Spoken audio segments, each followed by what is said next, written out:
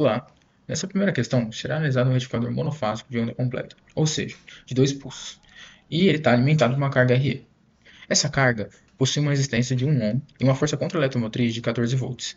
A fonte é senoidal, com valor eficaz de 220 volts. Logo, o seu valor de pico é 220 vezes raiz de 2, ou aproximadamente 311,13 volts. E o ângulo de disparo alfa é igual a 90 graus. Inicialmente, precisamos determinar o ângulo de extinção beta para identificar se o conversor opera em condição contínua ou descontínua. Como a carga não possui nenhuma indutância, o ângulo de carga a gente vai saber que ele é zero. Além disso, ao normalizar a força E, obtemos o parâmetro igual a E dividido pela tensão de pico, resultando aproximadamente em 0,044. E assim, utilizando o álgebra de Puchilovsky, para α igual a 90, o ângulo da carga igual a zero e A igual a 0,44, a gente vai encontrar que beta vai ser aproximadamente 176 graus.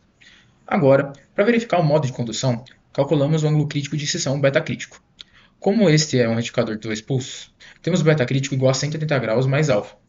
E, portanto, o beta crítico vai ser igual nada mais nada menos do que 180 mais 90, que é igual a 270 graus.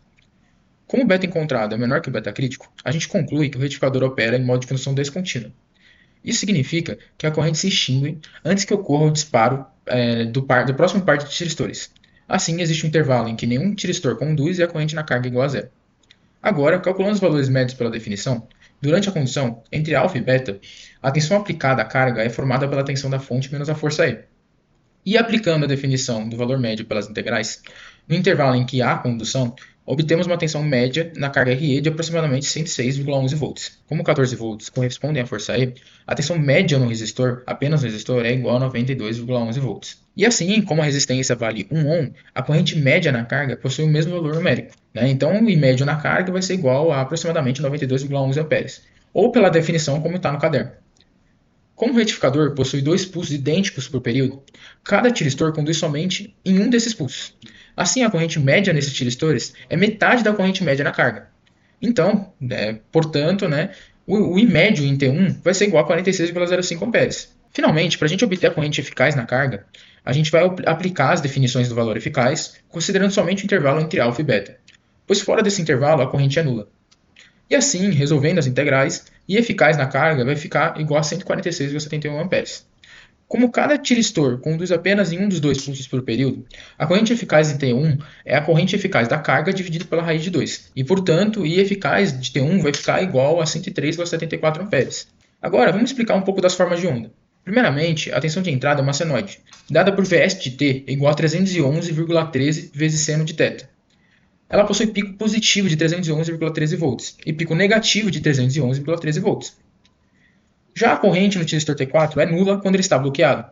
No instante que α é igual a 90 graus, T1 e T4 recebem impulsos no gatilho e passam a conduzir simultaneamente. Nesse intervalo, a corrente em T4 é igual à corrente de carga e é dada pela tensão da fonte menos a força E, dividido pela resistência. No instante exato do disparo, essa corrente começa em aproximadamente 297,13 amperes. E depois, ela diminui à medida que a tensão sinodal diminui também, até se anular em beta.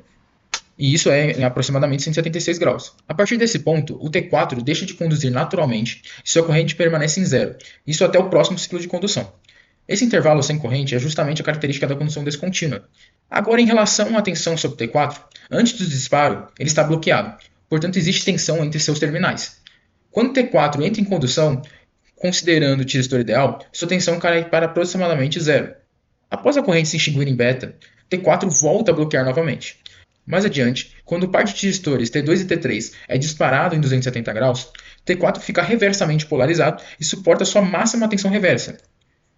E isso é aproximadamente menos 311,13 volts. Por fim, a tensão no resistor é dada por VR igual a R vezes a corrente na carga. Como R é igual a 1 ohm, a tensão no resistor possui a mesma forma de onda e corrente. E durante a condução, ela é dada por 311 vezes seno de θ menos 14. Fora do intervalo de condução, a corrente é nula, e, consequentemente, a tensão no resistor também vai ser nula.